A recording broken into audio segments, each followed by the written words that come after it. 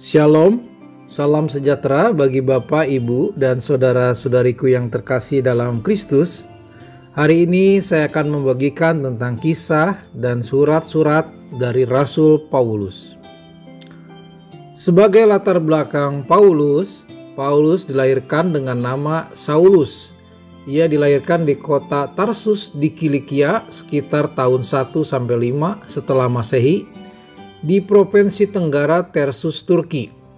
Ia adalah seorang keturunan suku Benyamin dan Ibrani. Orang tuanya adalah kaum Farisi, yaitu satu kaum dengan nasionalis Yahudi yang menaati hukum Musa dengan sangat ketat.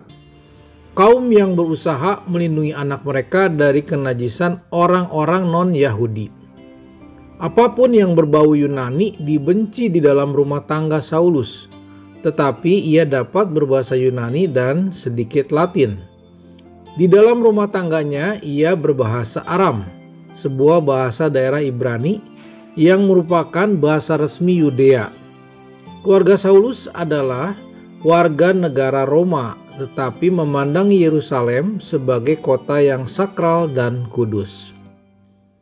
Pada umur 13, Saulus diutus ke Palestina untuk belajar dari seorang guru bernama Gamaliel, yang di bawahnya Saulus menguasai sejarah Yahudi, kitab Mazmur, dan karya tertulis para nabi. Pendidikannya berlanjut untuk 5-6 tahun, di mana Saulus mempelajari teknik memilah firman. Ya, bisa kita lihat di Kisah 22 ayat 3. Pada waktu itu ia sudah mulai mengembangkan sebuah metode tanya jawab, sehingga ia dapat memperdebatkan hal-hal di dalam hukum Yahudi guna membela atau menuntut mereka yang melanggar hukum. Saulus menjadi seorang pengacara, dan mungkin sekali ia bakal diangkat menjadi bagian dari Sanhedrin, yaitu suatu mahkamah agama Yahudi yang terdiri dari 71 pria yang memerintah di atas agama dan kehidupan orang Yahudi. Jadi ini merupakan sangat penting di dalam agama Yahudi.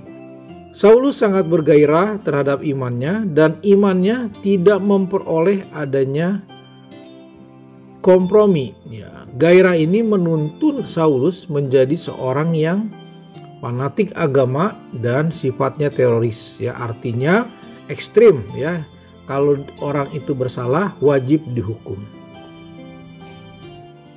Di dalam Kisah Para Rasul, ya, bab 5 ayat 27-42, Petrus menyampaikan pembelaan Injil dan Yesus di hadapan Sanhedrin yang seharusnya didengar oleh Saulus, tetapi sayangnya Saulus tidak hadir. Jadi yang hadir adalah Imam Gamaliel yang hadir pada waktu itu dan menyampaikan pesan untuk menenangkan dewan daripada Sanhedrin dan mencegah Petrus dirajam.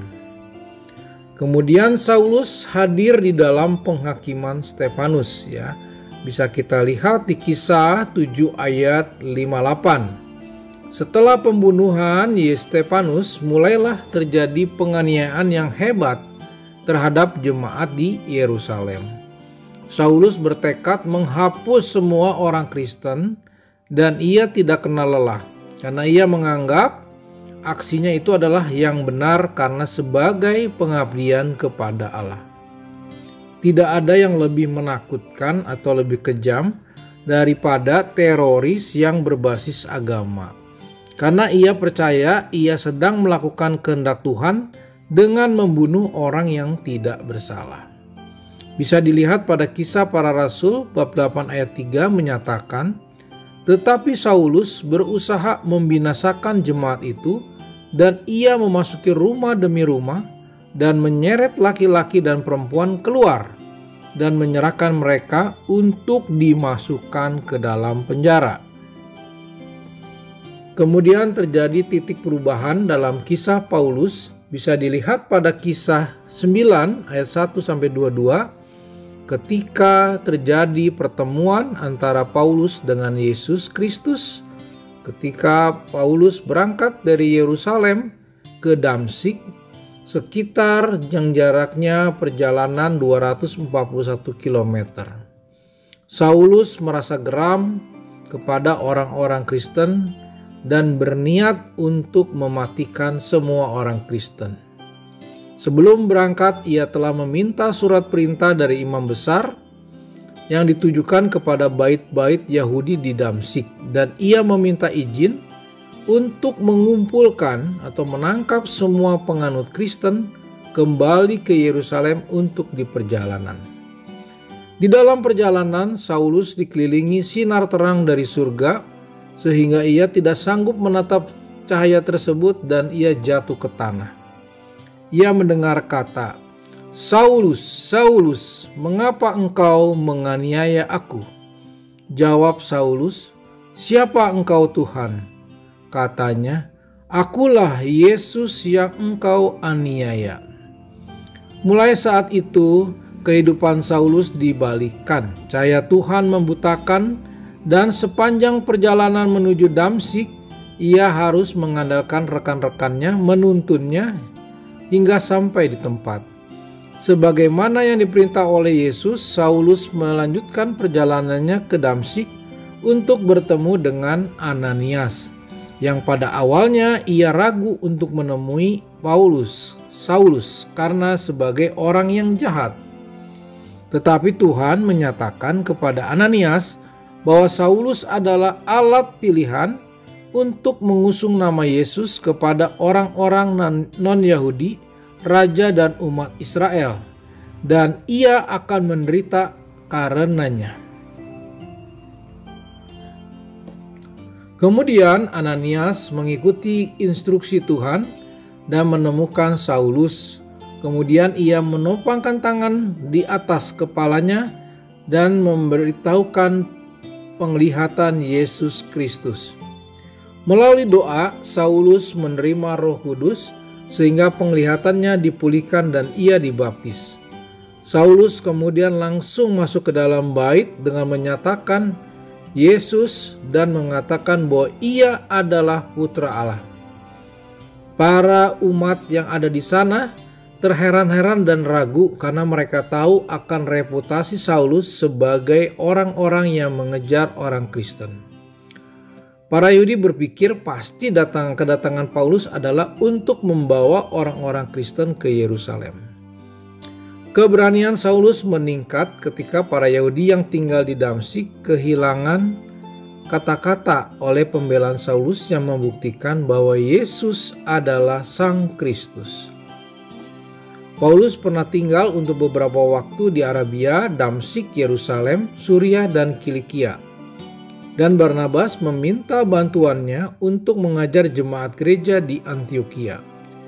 Menarik juga bahwa umat Kristen yang dulunya diusir dari Yudea oleh Saulus, akhirnya mendirikan gereja yang terdiri dari berbagai ras di tempat itu. Paulus menjalankan misinya sebanyak 3 kali perjalanan di sekitar tahun 40-an. Ia menghabiskan lebih banyak waktu di wilayah non-Yahudi dan menggunakan nama Romawinya Paulus. Dan Paulus menulis banyak surat-surat dari Perjanjian Baru. Baik, kita lanjutkan ke latar belakang surat-surat Rasul Paulus. Paulus menulis surat-surat kepada beberapa jemaat yang berbeda. Terdapat 13 surat Paulus yang di dalam Alkitab dan dikelompokkan menjadi 3 bagian.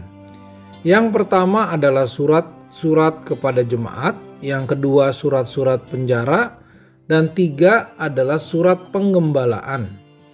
Pengelompokan ini didasarkan pada kesamaan yang ada di dalam surat, yaitu kesamaan struktur, kesamaan keadaan penulis surat, dan kesamaan garis besar dari isi surat.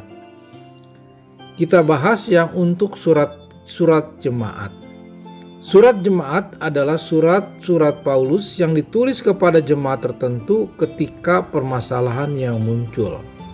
Surat-surat jemaat biasa dikategorikan sebagai surat-surat pengembalaan. Namun surat-surat ini tidak termasuk dalam kategori surat-surat pengembalaan, Karena surat ini ditujukan kepada komunitas jemaat, bukan kepada individu. Surat ini ditulis oleh Paulus ketika Paulus menjadi statusnya sebagai orang merdeka dan belum dipenjara. Surat yang termasuk surat jemaat adalah surat Roma, 1 dan 2 Korintus, 1-2 Tesalonika, serta Galatia. Yang kedua ini adalah surat-surat penjara, yaitu ditulis ketika Paulus berada di penjara sebagai narapidana. Surat-surat yang termasuk surat penjara adalah surat Efesus, Kolose, Filipi, dan Filemon. Isi surat ini menggambarkan tentang keadaan Paulus yang menderita di dalam penjara. Yang ketiga adalah surat pengembalaan, yaitu dari surat 1 dan 2 Timotius serta Titus, yang telah lama diketahui sebagai surat pengembalaan. Tetapi surat pengembalaan bukanlah panduan untuk melakukan pastoral di gereja. Ketiga surat pengembalaan ini berbeda dengan surat Paulus lainnya. Surat ini pengembalaan ditunjukkan kepada individu, walaupun surat Filemon ditujukan kepada individu namun tidak sama. 1 dan 2 Timotius ditulis kepada rekan kerja Paulus yang dapat dipercaya. Sedangkan surat Filemon ditujukan kepada individu namun bukan individu yang terpercaya seperti pada 1 dan 2 Timotius. Ketiga surat pengembalaan ini dijadikan satu kelompok surat Paulus yang disebut surat pengembalaan karena pokok pembicaranya hampir mirip antara 1 dan 2 Timotius dengan Titus, dan gaya penulisannya juga mirip.